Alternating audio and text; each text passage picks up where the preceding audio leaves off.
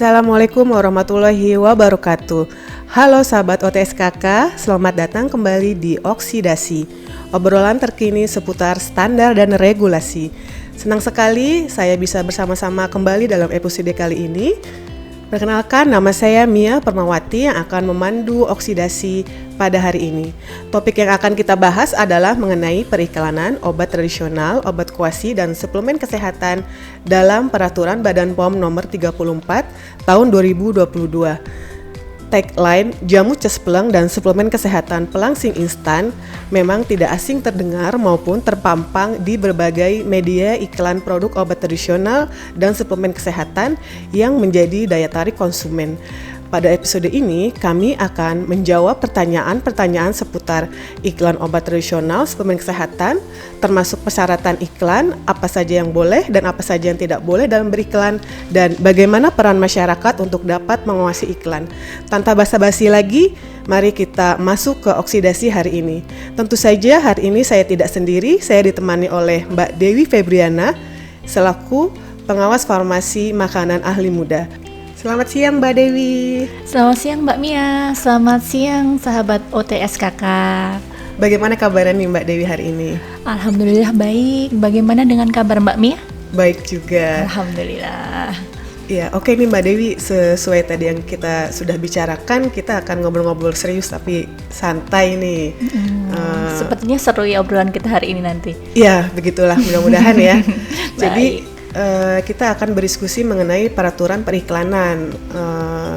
Bisa dijelaskan terlebih dahulu Mbak tentang periklanan obat tradisional, obat kuasi suplemen kesehatan itu apa, biar sahabat OTSKK ini mengetahui nih.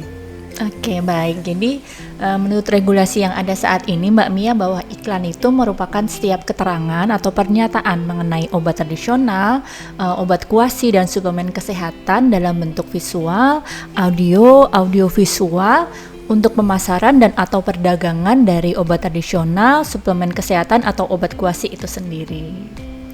Jadi kita bisa simpulkan bahwa iklan itu adalah informasi yang digunakan untuk pemasaran atau perdagangan dari produk-produk seperti obat tradisional, obat kuasi, dan suplemen kesehatan.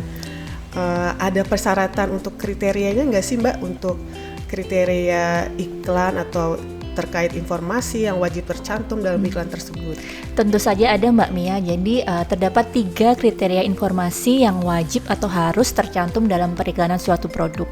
Yang pertama, bahwa iklan itu harus bersifat objektif. Objektif di sini yaitu penyampaian informasinya harus sesuai dengan kenyataan, tidak boleh menyimpang dari sifat khasiat atau manfaat dan keamanan dari produk sesuai dengan penandaan terakhir yang disetujui. Contohnya saja, iklan tidak boleh mencantumkan klaim keamanan produk yang memberikan persepsi bahwa produk itu bebas dari efek samping. Misalnya aman, tidak ada efek samping, tidak ada efek toksik, tidak berbahaya, ataupun bebas risiko atau klaim yang semakna lainnya. Kemudian kriteria yang selanjutnya yaitu informasi yang dicantumkan harus lengkap. Contohnya harus ada informasi tentang khasiat atau manfaat, keamanan dan mutu produk yang diiklankan. Dan yang terakhir, yang penting juga yaitu bahwa harus memberikan informasi yang tidak menyesatkan. Informasi yang tercantum harus jujur, akurat, tidak berlebihan, tidak memanfaatkan kekhawatiran masyarakat, dan tidak menimbulkan gambaran yang menyesatkan. Oh, jadi begitu ya Mbak Dewi ya. Jadi Ya, tadi ya. harus ada apa? Ada objektif, lengkap, dan tidak menyesatkan. Dan tidak menyesatkan. Betul. Saya tertarik nih dengan materi atau persyaratan yang terkait dengan informasi yang tidak menyesatkan. Kalau saya baca di peraturan tadi itu, ada yang menyatakan bahwa iklan itu tidak boleh mencantumkan diskon atau bonus. Iya, betul. Bisa dijelaskan lebih lanjut nggak tuh Mbak, bagaimana persyaratan itu bisa diberlakukan? Oke, baik. Jadi persyaratan kenapa kita tidak boleh mencantumkan diskon dan bonus itu dimaksudkan untuk melindungi konsumen itu Mbak Mia, agar tidak mendorong pembelian produk yang berlebihan yang kemungkinan nanti dapat merugikan konsumen atau masyarakat misalnya dengan mendorong penggunaan produk yang berlebihan atau tidak perlu sebenarnya. Apalagi diskon dan bonus ini bagi kita ya kaum perempuan ini kan menjadi faktor nih yang mempengaruhi keputusan untuk pembelian produk itu sendiri. Jadi hal semacam itu harus kita jaga agar tetap dalam batas yang etis atau wajar seperti itu. Iya, ternyata seperti itu ya. Padahal kita memang sangat senang sekali ya ketika ada diskon atau bonus tadi. Ada hal lain lagi nggak ya Mbak selain diskon atau bonus yang tidak boleh dicantumkan di dalam iklan? Oke, salah satunya yaitu iklan tidak boleh diperankan oleh atau memuat pernyataan atau anjuran atau rekomendasi dari tenaga kesehatan ataupun yang berperan sebagai tenaga kesehatan. Jadi hal ini dilarang karena untuk menghindari konflik kepentingan dan dalam rangka melindungi konsumen itu sendiri. Jadi tenaga kesehatan ini kan dia memiliki otoritas dalam bidangnya dan jika mereka terlibat dalam iklan produk, maka dapat mempengaruhi persepsi dari konsumen itu secara tidak seimbang, seperti itu. Selain itu juga kita ingin memastikan bahwa iklan tidak memberikan kesan bahwa produk itu memiliki dukungan medis yang mungkin tidak sesuai dengan iklan tersebut. Selain tenaga medis atau tenaga kesehatan juga tokoh agama dan pejabat negara juga tidak boleh terlibat dalam periklanan ini. Hal ini untuk memberikan konteks bahwa takutnya tokoh agama atau pejabat negara itu nanti dirasa dapat memberikan dukungan atau persetujuan resmi yang mungkin tidak benar. Nah, kita harus penting untuk menjaga kredibilitas dalam beriklan seperti itu, Mbak Mia. Oh iya, berarti memang masyarakat harus tahu ya tadi kalau tenaga medis kan berarti seperti dokter, perawat, apoteker. Dan yang paling penting juga yang berperan sebagai tenaga kesehatan pun juga tidak boleh, Mbak Mia. Jadi misalkan dia bukan tenaga kesehatan ya, tapi dia beratribut seperti tenaga kesehatan pun juga tidak diperbolehkan sebenarnya dalam beriklan seperti itu. Oh siap, berarti begitu ya sahabat OTSKK. Terima kasih Mbak Dea tadi penjelasannya sangat lengkap sekali. Kalau misalnya untuk kriteria yang tidak menyesatkan tadi itu tidak boleh dilebih-lebihkan, itu kenapa ya Bu ya? Oke, jadi iklan tidak boleh berlebihan itu dikarenakan hal itu sangat penting dalam mencegah iklan yang menyesatkan, Mbak Mia. Jika iklan itu menggunakan ekspresi atau visualisasi yang berlebihan, nanti akan membuat konsumen itu salah menginterpretasikan manfaat atau khasiat dari produk itu. Jadi misalkan nih ada iklan yang menggambarkan perubahan yang sangat dramatis sebelum dan sesudah penggunaan suatu produk. Nah, itu nanti bisa menyebabkan informasi yang sesat atau tidak benar terkait penggunaan produk dalam iklan tersebut, seperti itu. Ya, jadi kita tidak boleh tergiur dengan mudah ya dengan suatu iklan. Iya betul. Jadi walaupun sudah ada aturannya ini Mbak Mia, tapi memang masih banyak ya kita temui ya iklan-iklan yang tidak sesuai dengan aturan atau regulasi yang ada saat ini. Iya betul tuh Mbak. Contohnya saya juga pernah lihat ada di internet itu cocok nih untuk kaum ibu-ibu atau remaja-remaja putri misalnya. Iklan suplemen kesehatan yang menawarkan turun 5 kg dalam 1 minggu, itu kan wah banget itu. Iya, itu apalagi kita yang Mbak Mia ya. Mungkin kalau kita orang awam nanti kita pasti langsung dicatat apa nama produknya, langsung kita googling, kita online shopping, kita beli ya. Jadi tepat sekali. Jadi memang iklan tersebut memang sangat menggiurkan ya Mbak Mia, tapi tentu saja kita juga tahu bahwa memang suplemen itu tidak akan bisa membuat kita turun berat badan secara instan ya dalam jumlah yang banyak atau seperti langsung turun 5 kilo, 10 kilo dalam berapa minggu. Itu pasti informasi yang menyesatkan ya seperti itu. Jadi kita memang harus berhati-hati dan tidak boleh langsung percaya terhadap informasi tersebut seperti itu Mbak Mia. Iya, berarti benar ya, kita harus jangan percaya terhadap iklan-iklan yang menyesatkan tadi, dan kita juga harus berpikir kritis tentang klaim-klaim iklan kesehatan yang kita lihat. Jangan sampai terbujuk dengan janji-janji yang terlalu bagus, karena kan biasanya kita mengharapkan nih dengan kita bisa berpengobatan sendiri, bisa melakukan swamedikasi dengan membeli produk obat tradisional atau suplemen kesehatan yang kita semula ingin sehat tetapi malah jadi sakit karena kita mengkonsumsi produk-produk yang berbahaya bagi kesehatan.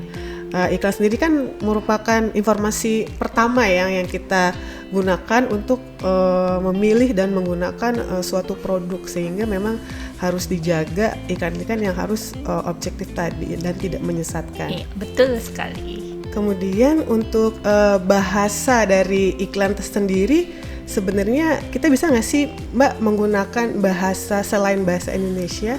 Jadi sebenarnya iklan boleh menggunakan bahasa selain bahasa Indonesia, misalkan menggunakan bahasa Inggris, atau kalau di daerah-daerah itu ya Mbak Mia kita bisa menemui iklan yang menggunakan bahasa daerah atau bahasa lokal setempat ya, sepanjang artinya dalam bahasa Indonesia itu nanti dicantumkan dalam iklan tersebut. Jadi semua masyarakat walaupun dia bukan daerah tersebut, dia bisa mengetahui apa isi dari iklan tersebut, seperti itu. Oh iya, tadi iklan biasa yang dengan bahasa-bahasa lokal saya sering dengar di radio ya. Iya, betul. Nah, kalau tadi untuk media periklanan sendiri selain tadi radio itu apa saja ya Mbak ya? Oke, baik. Jadi di sini media periklanan dibagi menjadi 3 Mbak Mia. Yang pertama yaitu media visual, jadi bisa berupa iklan dalam surat kabar, kemudian dalam majalah, poster, billboard, ataupun bentuk lainnya yang bisa kita lihat dan bisa kita baca. Yang kedua yaitu media audio, jadi bisa berupa suara di radio, rekaman audio, ataupun bentuk lainnya yang bisa kita dengarkan. Dan yang ketiga yaitu media audiovisual, jadi bisa iklan-iklan yang biasa kita temui di siaran televisi, ataupun kalau kita mau nonton bioskop itu kan sekarang sering ya Mbak Mia ada iklan-iklan itu ya, itu bisa. Kemudian ada videotron dan bentuk lainnya yang bisa kita lihat, kita baca, dan kita dengarkan. Oh, berarti jenis-jenis tadi tuh legal ya Mbak Iya, ya, untuk media dari iklannya tadi. Iya. Kalau mengenai informasi pencantuman klaim atau manfaat atau khasiat dari produk-produk seperti obat tradisional, suplemen kesehatan yang memerlukan diagnosis dokter, itu seperti apa ya? Bisa nggak sih, dan apa sih aturannya? Gimana tuh Mbak? Jadi aturannya, jadi sebenarnya diperbolehkan iklan itu mencantumkan klaim khasiat atau manfaat yang memerlukan diagnosis dokter, namun terdapat beberapa ketentuan yang harus dipenuhi. Jadi ada beberapa ketentuan yang memang harus dipenuhi jika kita ingin beriklan dengan mencantumkan klaim atau khasiat yang memerlukan diagnosa dokter. Seperti apa iklannya? Misalkan nih ada produk obat tradisional, di situ klaimnya secara tradisional digunakan untuk membantu meringankan gejala tekanan darah tinggi yang ringan, dan kita ingin mencantumkan klaim tersebut di iklan, kita harus membuat materi iklan yang memenuhi ketentuan. Di antaranya yang pertama, klaim produk itu bukan ditujukan untuk mengobati, menyembuhkan atau mencegah, tetapi hanya untuk meringankan gejalanya saja Mbak Mia. Kemudian yang kedua, untuk pencantuman klaim khasiat manfaat yang memerlukan diagnosis dokter tersebut hanya dapat dicantumkan dalam iklan menggunakan media visual saja, seperti tadi yang saya sebutkan sebelumnya ya, media visual apa saja. Kemudian yang ketiga itu menampilkan kemasan produk atau pack sheet dari produknya itu. Selanjutnya itu mencantumkan peringatan dan perhatian, dan yang tidak kalah penting harus mencantumkan spot bahwa konsultasikan dengan dokter secara berkala. Jadi pada saat penggunaan produk tersebut kita harus mencantumkan spot bahwa kita harus mengkonsultasikan ke dokter secara berkala, seperti itu. Oh begitu ya Mbak. Jadi memang masyarakat itu sebagai konsumen harus pintar-pintar ya, dan harus membaca dengan baik dari materi-materi iklan yang disampaikan oleh para pelaku usaha. Nah, kalau untuk masyarakat sendiri sebagai konsumen tadi, sebenarnya punya peran nggak sih Mbak untuk pengawasan iklan itu kira-kira seperti apa? Dengan adanya regulasi terkait periklanan dari Badan POM ini Mbak Mia, jadi masyarakat sangat dilibatkan dalam pengawasan periklanan ini. Jadi lebih-lebih Badan POM kan mengenal 3 pilar pengawasan obat dan makanan, di mana di sini masyarakat berperan dalam melakukan pengawasan obat dan makanan. Salah satunya pengawasan iklan ya Mbak Mia.